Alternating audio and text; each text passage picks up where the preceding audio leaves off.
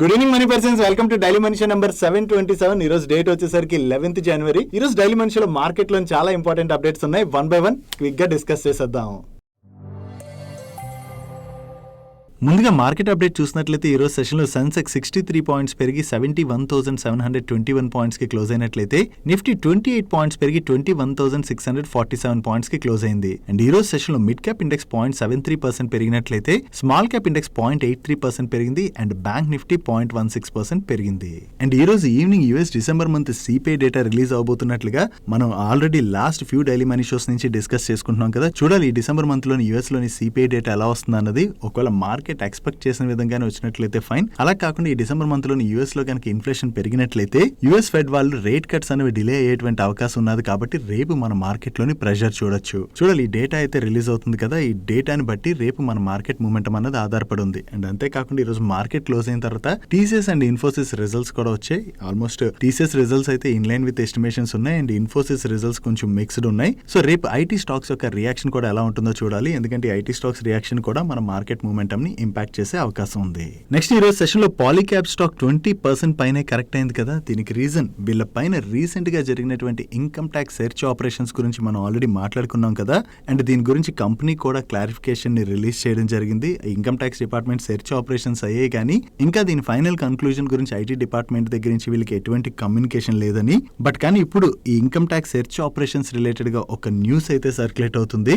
ఈ పాలీక్యాబ్ వాళ్ళు దగ్గరగా 1000 crores వరకు కూడా అన్అకౌంటెడ్ క్యాష్ సేల్స్ చేసినట్లుగా ఇన్కమ్ ట్యాక్స్ డిపార్ట్మెంట్ వాళ్ళు వాళ్ళ సెర్చ్ ఆపరేషన్స్ లో గుర్తించినట్లుగా. అండ్ ఈ పాలీక్యాబ్ వాళ్ళకి చెందినటువంటి 50 ప్రెమిసెస్ లోని ఇన్కమ్ ట్యాక్స్ డిపార్ట్మెంట్ ఈ రైట్స్ అయితే కండక్ట్ చేసిందని. దీనిలోని 4 crores వరకు కూడా అన్అకౌంటెడ్ క్యాష్ ని ఆల్రెడీ సీజ్ చేశారు. అండ్ వీళ్ళకి చెందినటువంటి 25 బ్యాంక్ లాకర్స్ పైన కూడా రిస్ట్రిక్షన్స్ విధించినట్లుగా అయితే అప్డేట్స్ వస్తున్నాయి. సో వీళ్ళు దగ్గరగా ఈ 1000 crores వరకు క్యాష్ సేల్స్ చేశారు అండ్ దాన్ని ఇన్కమ్ ట్యాక్స్ డిపార్ట్మెంట్ గుర్తించిందని చెప్పి ఈ అప్డేట్స్ రావడంతోనే ఈ రోజు సెషన్ లో మనం పాలీక్యాబ్ స్టాక్ లోని ఇంత ప్రెషర్ చూసాం. అండ్ ఆల్రెడీ ఎక్స్చేంజెస్ ఈ న్యూస్ రిలేటెడ్ గా పాలీక్యాబ్ అయితే క్లారిఫికేషన్ అడిగాయి. బట్ ఈ వీడియో రికార్డ్ చేసే టైం వరకు ఇంకా పాలీక్యాబ్ వాళ్ళ దగ్గర నుంచి ఎటువంటి క్లారిఫికేషన్ రాలేదు. వీళ్ళ దగ్గర నుంచి క్లారిఫికేషన్ వచ్చినట్లయితే మనకి దీని గురించి మరికొంత డీటెయిల్ గా అర్థం అవుతుంది. బట్ కానీ వీళ్ళు 1000 crores వరకు క్యాష్ సేల్ చేశారనే అప్డేట్ ఏదైతే సర్క్యులేట్ అయిందో అది కంపెనీ రిలేటెడ్ గా నెగిటివ్ కాబట్టి ఈ రోజు సెషన్ లో మనకి పాలీక్యాబ్ స్టాక్ లో ఇంత ప్రెషర్ కనపడింది.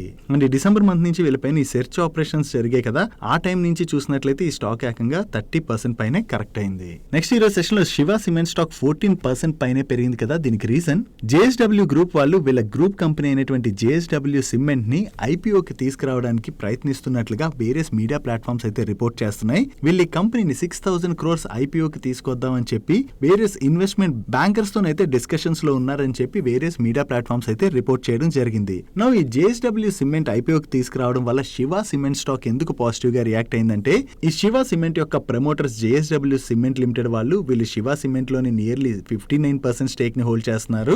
సో వీళ్ళ ప్రమోటర్ కంపెనీ ఐపీఓకి వస్తుందని చెప్పి అప్డేట్ సర్క్యులేట్ అవడంతోనే ఈ రోజు సెషన్ లోని మనం శివ సిమెంట్ స్టాక్ లో ఇంత పాజిటివ్ మూమెంటం చూసాం. నెక్స్ట్ లాస్ట్ ఫ్యూ డేస్ గా ఒలెక్ట్రా గ్రీన్ స్టాక్ లో పాజిటివ్ మూమెంటం కనపడుతుంది. అండ్ నిన్నైతే ఒలెక్ట్రా గ్రీన్ స్టాక్ చాలా పాజిటివ్ గా రియాక్ట్ అయింది. ఈవెన్ ఒలెక్ట్రా గ్రీన్ స్టాకే కాదు జేబీఎం ఆటో స్టాక్ లో కూడా మనకి కంటిన్యూస్ గా పాజిటివ్ మూమెంటం కనపడుతుంది. సో దీంతో మన సబ్స్క్రైబర్స్ కొంతమంది ఈ స్టాక్స్ ఎందుకు పాజిటివ్ గా రియాక్ట్ అవుతున్నాయని చెప్పి అడుగుతున్నారు. మీకు గుర్తున్నట్లయితే మనం ఆల్రెడీ డిస్కస్ చేసుకున్నాం కదా. గవర్నమెంట్ ఆఫ్ ఇండియా 2030 కల్లా పబ్లిక్ అండ్ ప్రైవేట్ సెక్టర్ లో కలిపి 8 lakh ఎలక్ట్రిక్ బస్సెస్ ని తీసుకురావడానికి ప్రయత్నిస్తుందని. దీని రిలేటెడ్ గా నిన్న నైట్ న్యూస్ అప్డేట్స్ కూడా వచ్చాయి. సిఎన్బిసి వాళ్ళు ఏం చెప్తున్నారంటే గవర్నమెంట్ ఈ ఎలక్ట్రిక్ బస్సెస్ కోసం అని చెప్పి 30,000 crores derisking fund related గా ప్లాన్ చేస్తున్నట్టుగా చెప్తున్నారు. ఈ డీ రిస్కింగ్ ఫండ్ అంటే ఏంటంటే banks various public and private sector companies కి ఈ ఎలక్ట్రిక్ బస్సెస్ రిలేటెడ్ గా లోన్స్ అవి ఇస్తుంటాయి కదా, అదే ఫైనాన్స్ ఫెసిలిటీస్ ఇస్తుంటాయి కదా. సో ఇలా లోన్స్ ఇచ్చినటువంటి బ్యాంక్స్ కి రిస్క్ లేకుండా ఈ డీ రిస్కింగ్ ఫండ్ అరేంజ్ చేయడానికి గవర్నమెంట్ ప్లాన్ చేస్తుందని. దీని యొక్క అవుట్లే అప్రాక్సిమేట్లీ 30,000 crores అని చెప్పి వీళ్ళు షేర్ చేయడం జరిగింది.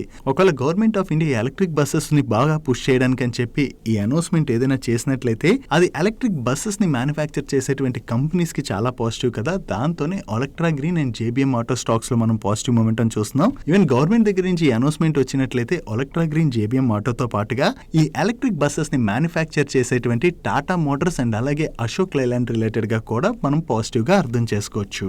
నెక్స్ట్ అదానీ గ్రూప్ వాళ్ళ మరొక బిజినెస్ ని ఐపీఓకి తీసుకురాబోతున్నట్లుగా న్యూస్ అప్డేట్స్ అయితే వస్తున్నాయి. ఈ అదానీ ఎంటర్ప్రైజెస్ యొక్క వైస్ ప్రెసిడెంట్ అయినటువంటి జీ వినీత్ అదానీ గారు మాట్లాడుతూ అదానీ గ్రూప్ కి చెందినటువంటి ఎయిర్పోర్ట్ వర్టికల్ బిజినెస్ అయితే వీళ్ళు లిస్ట్ చేసేటువంటి అవకాశం ఉన్నదని, బట్ కానీ దాన్ని లిస్ట్ చేయడానికి ముందు వీళ్ళకి ఈ బిజినెస్ రిలేటెడ్ గా కపుల్ ఆఫ్ ట్రిగర్స్ ఉన్నాయి. ఆ ట్రిగర్స్ ని అచీవ్ చేసిన తర్వాతే ఈ బిజినెస్ ని లిస్ట్ చేస్తామని చెప్తున్నారు. దీనిలో వన్ ఆఫ్ ది ట్రిగర్ వీళ్ళ నవీ ముంబై ఎయిర్పోర్ట్. దీన్ని ఆపరేషనలైజ్ చేసిన తర్వాత దాంతో పాటుగా మరికొన్ని ట్రిగర్స్ ఉన్నాయి. వాటిని కూడా అచీవ్ చేశాక వీళ్ళ ఎయిర్పోర్ట్ బిజినెస్ ని కూడా వీళ్ళు లిస్ట్ చేస్తామన్నట్టుగా కామెంట్ చేయడం జరిగింది. సో ఈయన కామెంట్స్ ని బట్టి నెక్స్ట్ ఫ్యూ ఇయర్స్ లోని అదానీ ఎయిర్పోర్ట్ ని కూడా వీళ్ళు ఐపీఓకి తీసుకొచ్చేటువంటి అవకాశం ఉన్నదని చెప్పి మనం అర్థం చేసుకోవచ్చు.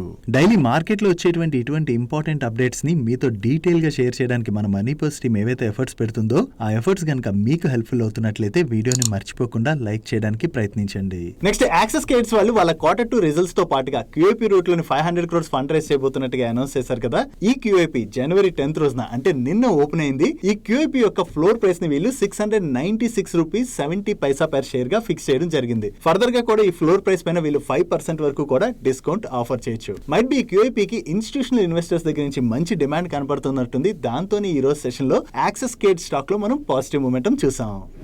నెక్స్ట్ కళ్యాణి గ్రూప్ కి చెందినటువంటి కళ్యాణి స్టీల్స్ వాళ్ళు బ్యాంక్రప్సీ ఫైల్ చేసినటువంటి Kamineni steel and power India private limited అనేటువంటి కంపెనీని అక్వైర్ చేయడానికి అని చెప్పి ఈ ఆప్షన్ లో పార్టిసిపేట్ చేసి సక్సెస్ఫుల్ బిడ్డర్ గా సెలెక్ట్ అవడం జరిగింది. ఈ Kamineni steel and power India limited యొక్క అసెట్స్ అంటే ల్యాండ్, బిల్డింగ్స్ అండ్ అలాగే మ్యానుఫ్యాక్చరింగ్ ప్లాంట్స్, అందులో ఉండేటువంటి మిషనరీని అందరినీ కూడా వీళ్ళు అక్వైర్ చేయబోతున్నారు. ఇప్పుడు ఈ టోటల్ ఎక్విజిషన్ ని వీళ్ళు 450 crores కి చేయబోతున్నట్టుగా అండ్ ఈ ఎక్విజిషన్ 2024 మే కల్లా కంప్లీట్ అవుతుందని వీళ్ళు ఎక్స్పెక్ట్ చేస్తున్నట్టుగా షేర్ చేయడం జరిగింది. సో ఈ కంపెనీ యొక్క అసెట్స్ ని వీళ్ళు అక్వైర్ చేయడానికి సక్సెస్ఫుల్ బిడ్డర్ గా సెలెక్ట్ అయ్యారన్న అప్డేట్ రావడంతోనే ఈ రోజు సెషన్ లో కళ్యాణి స్టీల్ స్టాక్ లో మనం పాజిటివ్ మూమెంటం చూసాం. నెక్స్ట్ కెమికల్ కంపెనీ అయినటువంటి తిరుమలై కెమికల్స్ వాళ్ళకి TCL ఇంటర్మీడియట్స్ ప్రైవేట్ లిమిటెడ్ అనేటువంటి ఒక సబ్సిడరీ కంపెనీ ఉన్నది. ఈ కంపెనీ ఫ్యూమరిక్ యాసిడ్ ని మ్యానుఫ్యాక్చర్ చేసేందుకు గాను దహేజ్ లోని ఒక గ్రీన్ ఫీల్డ్ మ్యానుఫ్యాక్చరింగ్ ఫెసిలిటీని కూడా కన్స్ట్రక్ట్ చేసింది. ఈ గ్రీన్ ఫీల్డ్ మ్యానుఫ్యాక్చరింగ్ ఫెసిలిటీలోని కమర్షియల్ ప్రొడక్షన్ అయితే వీళ్ళు ఇప్పుడు స్టార్ట్ చేశారు. సో ఇక్కడ కమర్షియల్ ప్రొడక్షన్ ని స్టార్ట్ చేయడం ద్వారా 2024 మార్చ్ క్వార్టర్ నుంచి వీళ్ళకి 4 crores వరకు రెవెన్యూస్ యాడ్ అయ్యేటువంటి అవకాశం ఉన్నదని చెప్పి వీళ్ళ మేనేజ్మెంట్ అయితే కామెంట్ చేయడం జరిగింది. సో వీళ్ళకి మార్చ్ క్వార్టర్ నుంచి అడిషనల్ కెపాసిటీస్ వలన రెవెన్యూస్ పెరుగుతాయని వీళ్ళు చెప్తున్నారు కదా, అది కంపెనీ రిలేటెడ్ గా పాజిటివ్. దాంతోనే ఈ రోజు సెషన్ లో తిరుమలై కెమికల్ స్టాక్ లో మనం పాజిటివ్ మూమెంటం చూసాం. నెక్స్ట్ Q3 రిజల్ట్స్ అయితే స్టార్ట్ అయ్యాయి కదా. ఈ రిజల్ట్స్ రిలేటెడ్ గా వేరియస్ బ్రోకరేజ్ హౌసెస్ వాళ్ళ ఎక్స్పెక్టేషన్స్ ని రిలీజ్ చేయడం జరిగింది. నిఫ్టీ 50 కంపెనీస్ లోని more than half of the Nifty 50 companies ఈ Q3 లోని డబుల్ డిజిట్ ప్యాట్ గ్రోత్ ని డెలివర్ చేసేటువంటి అవకాశం ఉన్నదని చెప్పి most of the brokerage houses అయితే షేర్ చేస్తున్నాయి. దీనిలో కోటక్ ఇన్స్టిట్యూషనల్ ఈక్విటీస్ వాళ్ళైతే క్యూములేటివ్ నిఫ్టీ 50 కంపెనీస్ యొక్క profit year on year basis లోని 12% గ్రోత్ డెలివర్ చేసేటువంటి అవకాశం ఉన్నదని చెప్పి షేర్ చేస్తున్నారు. అండ్ మోతిలాల్ ఓస్వాల్ వాళ్ళు అయితే 10% గ్రోత్ డెలివర్ చేసేటువంటి అవకాశం ఉన్నదని చెప్పి షేర్ చేయడం జరిగింది. అండ్ ఈ నిఫ్టీ 50 కంపెనీస్ లోని 17 కంపెనీస్ అయితే ఇయర్ ఆన్ ఇయర్ బేసిస్ లోని వాళ్ళ ప్రాఫిట్స్ లోని 30% గ్రోత్ డెలివర్ చేయొచ్చు అని చెప్పి మోతిలాల్ ఓస్వాల్ వాళ్ళు ఎక్స్పెక్ట్ చేస్తున్నారు. యాక్చువల్లీ మనం చూసినట్లయితే నిఫ్టీ 50 లోని ఐటీ సెక్టర్ కంపెనీస్ కూడా ఉన్నాయి కదా. లాస్ట్ 1 year గా ఐటీ సెక్టర్ లో అయితే పెద్దగా గ్రోత్ డెలివర్ చేయట్లేదు. ఈసారి కూడా ఐటీ సెక్టర్ కంపెనీస్ అయితే అంతే పెద్దగా గ్రోత్ డెలివర్ చేయకపోవచ్చు కూడా ఈ క్వార్టర్ లో కూడా. But still IT sector companies growth deliver చేయకపోయినా కూడా HDFC bank, Tata steel, Reliance industries, ICICI bank and JSW steel లాంటి కంపెనీస్ ఈ గ్రోత్ ని డ్రైవ్ చేసేటువంటి అవకాశం ఉన్నదని చెప్పి వీళ్ళు షేర్ చేస్తున్నారు. చూడాలి ఈసారి ఈ కంపెనీస్ అన్నిటివి రిజల్ట్స్ ఎలా ఉంటాయన్నది. నెక్స్ట్ ఈ రోజు మార్కెట్ క్లోజ్ అయిన తర్వాత both IT companies TCS and Infosys results వచ్చాయి. ముందుగా TCS వాళ్ళ నెంబర్స్ మనం చూసినట్లయితే ఇయర్ ఆన్ ఇయర్ బేసిస్ లోని వీళ్ళ రెవెన్యూస్ లోని 4% గ్రోత్ డెలివర్ చేశారు. అదే కాన్స్టెంట్ కరెన్సీ టర్మ్స్ లో చూసినట్లయితే 1.7% గ్రోత్ డెలివర్ చేయడం జరిగింది. అండ్ వీళ్ళ నెట్ ఇన్కమ్ లోని ఇయర్ ఆన్ ఇయర్ లోని 8.2% గ్రోత్ డెలివర్ చేశారు. అండ్ వీళ్ళ ఆపరేటింగ్ మార్జిన్ 25% గా ఉన్నది. ఇయర్ ఆన్ ఇయర్ బేసిస్ లో వీళ్ళ మార్జిన్స్ లోని 0.5% గ్రోత్ డెలివర్ చేయడం జరిగింది. అండ్ ఈ రిజల్ట్స్ తో పాటుగా వీళ్ళ బోర్డ్ 27 రూపీస్ డివిడెండ్ అనౌన్స్ చేసింది. ఈ డివిడెండ్ యొక్క record date 19th January. So మీలో ఎవరైనా ఈ డివిడెండ్ లో పార్టిసిపేట్ చేయాలనుకున్నట్లయితే 19th January నాటికల్లా మీ డీమ్యాట్ అకౌంట్ లోని ఈ షేర్స్ క్రెడిట్ అయి ఉండాలి. అండ్ వీళ్ళ ఆర్డర్ బుక్ $8.1 billion గా ఉన్నట్టుగా వీళ్ళు షేర్ చేస్తున్నారు. మెయిన్లీ ఈ క్వార్టర్ లోని వీళ్ళు ఎమర్జింగ్ మార్కెట్స్ లోని డబుల్ డిజిట్ గ్రోత్ ని డెలివర్ చేయడం జరిగింది. ఈ గ్రోత్ ని ఇండియా లీడ్ చేయడం జరిగింది. అండ్ క్వార్టర్ బేసిస్ లో చూసినట్లయితే వీళ్ళ రెవెన్యూస్ లో గ్రోత్ డెలివర్ చేసినా కూడా ప్రీవియస్ క్వార్టర్ లో వీళ్ళు 11,380 crores ప్రాఫిట్ జనరేట్ చేసినట్లయితే ఈ క్వార్టర్ కి వీళ్ళ ప్రాఫిట్ 11,097 crores crores కి తగ్గింది. అండ్ ఈ క్వార్టర్ ఎండింగ్ నాటికి వీళ్ళ అట్రిషన్ 13.3% గా రికార్డ్ అయింది. ఓవరాల్ గా చూసుకుంటే టీసీఎస్ వాళ్ళ రిజల్ట్స్ మార్కెట్ ఎక్స్పెక్టేషన్స్ కి ఇన్ లైన్ లోనే ఉన్నాయి. నెక్స్ట్ ఇన్ఫోసిస్ రిజల్ట్స్ కూడా వచ్చే ఇయర్ ఆన్ ఇయర్ బేసిస్ లో వీళ్ళ రెవెన్యూస్ లో 1.3% గ్రోత్ డెలివర్ చేసినట్లయితే క్వార్టర్ ఆన్ క్వార్టర్ బేసిస్ లో 0.4% డ్రాప్ కనిపిస్తుంది. అండ్ నెట్ ప్రాఫిట్ లోని ఇయర్ ఆన్ ఇయర్ లో 7.3% డ్రాప్ కనపడుతున్నట్లయితే క్వార్టర్ ఆన్ క్వార్టర్ లోని 1.7% డ్రాప్ కనిపిస్తుంది. So year on year basis లో వీళ్ళ రెవెన్యూస్ లో గ్రోత్ డెలివర్ చేసినా కూడా ప్రాఫిట్ లోనైతే డ్రాప్ కనిపిస్తుంది. But quarter on quarter basis లో వీళ్ళ రెవెన్యూస్ డ్రాప్ అయ్యాయి అండ్ అలాగే ప్రాఫిట్ కూడా డ్రాప్ అయింది. అండ్ ఈ క్వార్టర్ లో వీళ్ళు టోటల్ గా 88 న్యూ క్లయింట్స్ యాడ్ చేశారు. దీంతో వీళ్ళ యాక్టివ్ క్లయింట్ నెంబర్ 1872 కి పెరిగింది. అండ్ క్వార్టర్ 2 లో వీళ్ళ రిజల్ట్స్ అనౌన్స్ చేసినప్పుడు ఫైనాన్షియల్ ఇయర్ 24 వీళ్ళ రెవెన్యూ గైడెన్స్ ని 1 to 2.5% వరకు ఉండొచ్చు అని చెప్పి వీళ్ళు షేర్ చేశారు. అండ్ ఈసారి వీళ్ళ రెవెన్యూ గైడెన్స్ అయితే రివైజ్ చేయడం జరిగింది. అప్వర్డ్ రెవెన్యూ గైడెన్స్ ప్రీవియస్ గా 2.5% ఉండొచ్చు అని చెప్పి వీళ్ళు షేర్ చేసినట్లయితే దాన్ని ఇప్పుడు 2% కి కట్ చేశారు. But downward revenue guidance previous గా 1% ఉండొచ్చు అని వీళ్ళు షేర్ చేసినట్లయితే దాన్ని ఇప్పుడు 1.5% కి పెంచారు. అండ్ ఫైనాన్షియల్ ఇయర్ 24 లోని వీళ్ళ operating margins 20 to 22% in between ఉండొచ్చు అని చెప్పి వీళ్ళు షేర్ చేస్తున్నారు. అండ్ ఓవరాల్ గా ఈ క్వార్టర్ లోని వీళ్ళు $3.2 బిలియన్ లార్జ్ డీల్స్ ని విన్ అవడం జరిగింది. సో ఇప్పుడు బోత్ ఐటీ కంపెనీస్ యొక్క నెంబర్స్ అయితే వచ్చేసాయి కదా. రేపు ఈ ఐటీ కంపెనీస్ ఎలా రియాక్ట్ అవుతాయి అనేది చూడాలి. ఈ ఐటీ కంపెనీస్ యొక్క రియాక్షన్ కూడా రేపు మన మార్కెట్ మూమెంటం ని ఇంపాక్ట్ చేసే అవకాశం ఉంటుంది. నెక్స్ట్ ఈ రోజు సెషన్ లో సెకండ్ హాఫ్ లో హెచ్డిఎఫ్సి ఏఎంసీ వాళ్ళ రిజల్ట్స్ వచ్చాయి. ఇయర్ ఆన్ ఇయర్ బేసిస్ లోని వీళ్ళ ఆపరేటింగ్ రెవెన్యూలో 20% గ్రోత్ డెలివర్ చేసినట్లయితే ప్యాట్ లోని 33% గ్రోత్ డెలివర్ చేశారు. ఈవెన్ ప్రీవియస్ క్వార్టర్ తో కంపేర్ చేసినా కూడా వీళ్ళ ఆపరేటింగ్ రెవెన్యూలో మంచి గ్రోత్ కనిపిస్తుంది. అండ్ ప్రీవియస్ క్వార్టర్ లోని వీళ్ళు 436 crores ప్రాఫిట్ జనరేట్ చేసినట్లయితే ఈ క్వార్టర్ కి వీళ్ళ ప్రాఫిట్ 487 crores కి పెరిగింది. సో ఇయర్ ఆన్ ఇయర్ లో చూసినా క్వార్టర్ ఆన్ క్వార్టర్ లో చూసినా వీళ్ళ నెంబర్స్ లోని మంచి గ్రోత్ డెలివర్ చేసేసరికి ఈ రిజల్ట్స్ వచ్చిన తర్వాత హెచ్డిఎఫ్సి ఏఎంసీ స్టాక్ లోని ఒకసారి మనకి పాజిటివ్ మూమెంటం కనపడింది. నెక్స్ట్ త్వరలో అయోధ్య రామ మందిరం ఓపెన్ అవబోతుంది కదా. ఈ అయోధ్య రామ మందిరం ఓపెన్ అవడంతో ఇక్కడ బెనిఫిట్ పొందబోతున్నటువంటి కంపెనీస్ గురించి మన డైలీ మనీ షో నంబర్ 715 లోని ఆల్రెడీ డిస్కస్ చేసుకున్నాం కదా. దాని తర్వాత మరికొన్ని కంపెనీస్ కూడా ఈ అయోధ్యలోని ఆఫర్ చేసేటువంటి సర్వీసెస్ గురించి అప్డేట్ చేసినప్పుడు వాటి గురించి కూడా మన డైలీ మనీ షోస్ లో మాట్లాడుకున్నాం. ఇప్పుడు మరొక కంపెనీ దగ్గర నుంచి కూడా ఇటువంటి సిమిలర్ టైప్ ఆఫ్ అప్డేట్ వచ్చింది. ఈ కంపెనీ పేరు అలైట్ డిజిటల్. వీళ్ళు ఐటీ సర్వీసెస్ అండ్ సొల్యూషన్స్ ని ప్రొవైడ్ చేస్తూ ఉంటారు. ఈ కంపెనీ ఇప్పుడు అయోధ్య స్మార్ట్ సిటీ ప్రాజెక్ట్ కోసం మాస్టర్ సిస్టమ్ ఇంటిగ్రేటర్ గా సెలెక్ట్ అయినట్టుగా వీళ్ళు చెప్తున్నారు. దీనిలో భాగంగా వీళ్ళు అయోధ్యలోని ఎగ్జిస్టింగ్ ఐటీఎంఎస్ కంట్రోల్ రూమ్ కి వీళ్ళు సీసీటీవీ సర్వేలెన్స్ ని ఇంటిగ్రేట్ చేయబోతున్నట్టుగా షేర్ చేయడం జరిగింది. సో వీళ్ళు అయోధ్య స్మార్ట్ సిటీ ప్రాజెక్ట్ లో ఈ సీసీటీవీ సర్వేలెన్స్ సిస్టమ్స్ ని ప్రొవైడ్ చేయడానికి సెలెక్ట్ అయ్యారన్న అప్డేట్ తోనే ఈ రోజు సెషన్ లో అలైట్ డిజిటల్ స్టాక్ లోని ఒక్కసారి జంప్ కనపడింది. నెక్స్ట్ హీరో మోటోకార్ప్ వాళ్ళు హ్యార్లీ అండ్ డేవిడ్సన్ వాళ్ళతోని కొలాబరేషన్ లో భాగంగా మ్యావరిక్ 440cc వెహికల్ ని లాంచ్ చేయబోతున్నట్టుగా చాలా రోజుల నుంచి న్యూస్ లో వస్తున్నాయి. ఈ వెహికల్ ని వీళ్ళు జైపూర్ లోని జనవరి 23rd రోజున అన్వీల్ చేయబోతున్నట్లుగా సిఎన్బిసి వాళ్ళు వాళ్ళ సోర్సెస్ ద్వారా తెలిసిన ఇన్ఫర్మేషన్ ని షేర్ చేస్తున్నారు. దీంతో పాటుగా మరికొన్ని రేంజ్ ఆఫ్ ప్రొడక్ట్స్ ని కూడా వీళ్ళు షోకాస్ చేసేటువంటి అవకాశం ఉన్నదని అండ్ ఈ మ్యావరిక్ 440cc సెగ్మెంట్ ఏదైతే ఉందో దీన్ని ఇండియా అండ్ గ్లోబల్ మార్కెట్ లోని ఎంట్రీ కోసం వీళ్ళు ప్రయత్నిస్తున్నట్టుగా సో కమింగ్ మంత్స్ లోని ఈ మ్యావరిక్ ని కమర్షియల్లీ కూడా వీళ్ళు రోల్ అవుట్ చేస్తారని చెప్పి సిఎన్బిసి వాళ్ళు షేర్ చేయడం జరిగింది. ప్రెసెంట్ చూసినట్లయితే యూత్ లోని స్పోర్ట్స్ బైక్స్ రిలేటెడ్ గా చాలా ఇంట్రెస్ట్ కనపడుతున్నది కదా. సో ఈ మ్యావరిక్ 440cc వెహికల్ ని వీళ్ళు లాంచ్ చేసినట్లయితే దీనికి మార్కెట్ లోని మంచి రెస్పాన్స్ వచ్చేటువంటి అవకాశం ఉన్నదని చెప్పి ఎక్స్పెక్ట్ చేయడంతోనే ఈ రోజు సెషన్ లో హీరో మోటోకార్ప్ స్టాక్ 4% పైనే పెరిగింది. నెక్స్ట్ ఈ రోజు సెషన్ లోని online travel platform services offer చేసేటువంటి ఈజ్ మై ట్రిప్ స్టాక్ 17% పైనే పెరిగింది కదా. యాక్చువల్లీ ఈ స్టాక్ ఇంతలా పెరగడంతో స్టాక్ ఎందుకు ఇంతలా పెరుగుతుందని చెప్పి చెక్ చేసేసరికి వేరే స్పెషల్ అప్డేట్ ఏమి ఈ రోజు కంపెనీ దగ్గర నుంచి అయితే రాలేదు. బట్ కానీ ఈ స్టాక్ పెరుగుతుంది కదా అని చెప్పి సోషల్ మీడియాలో అది చెక్ చేసేసరికి ఒక అప్డేట్ అయితే కనిపించింది. అది మీకు ఇక్కడ స్క్రీన్ మీకు చూపెడతాను చూడండి. వీళ్ళు ఈ రోజు ఎకనామిక్ టైమ్స్ పేపర్ లోని ఫస్ట్ పేజ్ లోని మీకు ఇక్కడ కనబడుతుంది కదా. ఈ ఫస్ట్ పేజ్ లోని నేషన్ ఫస్ట్ బిజినెస్ లేటర్ అని చెప్పి ఒక పెద్ద న్యూస్ అయితే ప్రింట్ చేయడం జరిగింది. అదే రీసెంట్ గా మాల్దీవ్స్ మినిస్టర్ మోడీ గారు అండ్ అలాగే లక్షద్వీప్ అగెనిస్ట్ గా కొన్ని ట్వీట్స్ చేయడం, దాని తర్వాత మాల్దీవ్స్ అండ్ లక్షద్వీప్ ఈ ఇష్యూ అయితే నడిచింది కదా. దాని గురించి మనం ప్రీవియస్ గా కూడా డిస్కస్ చేసుకున్నాం. సో దాంతోనే నేషన్ ఫస్ట్ బిజినెస్ లేటర్ అని చెప్పి వీళ్ళు న్యూస్ అయితే సర్క్యులేట్ చేశారు. లైక్ మాల్దీవ్స్ రిలేటెడ్ గా ఏవైతే వీళ్ళ ఎయిర్లైన్ సర్వీసెస్ అవి ఉన్నాయో వాటిని వీళ్ళు క్యాన్సిల్ చేసేసినట్లుగా మన ఇండియాలోనే various beaches like Lakshadweep, Andaman, Goa, Kerala లాంటి లొకేషన్స్ ఉన్నాయి. సో అటువంటివి మనం విజిట్ చేయొచ్చు అని చెప్పి వీళ్ళు అడ్వర్టైజ్మెంట్ లో ప్రింట్ చేశారు. సో ఈ అడ్వర్టైజ్మెంట్ ఎప్పుడైతే పేపర్ లో వచ్చిందో ఈరోజు ట్విట్టర్ లో మీరు బట్ జస్ట్ ఈజ్మీ ట్రిప్ అని చెక్ చేసి చూడండి. ఈజ్మీ ట్రిప్ అని మీరు సెర్చ్ చేసినట్లయితే ట్విట్టర్ లో ఈ న్యూస్ ఆర్టికల్ ని చాలా మంది పోస్ట్ చేసి ట్రెండ్ చేస్తున్నారు. సో అది ట్రెండ్ అయ్యేసరికి మైట్ బి ఈజ్మీ ట్రిప్ స్టాక్ ఈరోజు పెరిగి ఉండొచ్చు. అండ్ దాంతో పాటుగా నాకు కూడా పర్సనల్లీ ఈజ్మీ ట్రిప్ నుంచి మెసేజ్ వచ్చింది, సిమిలర్ టైప్ ఆఫ్ మెసేజ్. ఆ మెసేజ్ కూడా మీకు స్క్రీన్ మీద చూపెడతాను చూడండి. సేమ్ అక్కడ మనం ఇందాక ఏదైతే డిస్కస్ చేసుకున్నామో అదే కంటెంట్ తోని ఈవెన్ వాట్సాప్ లో కూడా ఇటువంటి మెసేజెస్ వచ్చాయి. సో ఈ హడావుడి ఏదైతే కనపడిందో దాంతోనే స్టాక్ లో ఈ పాజిటివ్ బస్ కనపడి ఉండొచ్చు. సో సడన్ గా ట్రావెల్ డిమాండ్ పెరిగిపోయింది. ఇలా అంటే అయోధ్య ఇవి చాలా మంది ట్రావెల్ చేయొచ్చు, దాని రిలేటెడ్ బుకింగ్స్ అవి జరగచ్చు. బట్ అది ఒక్క రోజులో జరిగిపోతుంది, ఈ ఒక్క రోజులో జరుగుతున్న సినారియో కాదు కదా, ఎవ్రీడే అది జరుగుతుండొచ్చు. బట్ కానీ ఈ రోజు స్టాక్ పెరగడానికి అయితే మైట్ బి ఇక్కడ మనం డిస్కస్ చేసుకున్నాం కదా, దాంతోనే స్టాక్ లోనైతే ఈ మూమెంటం అన్నది కనపడి ఉండొచ్చు.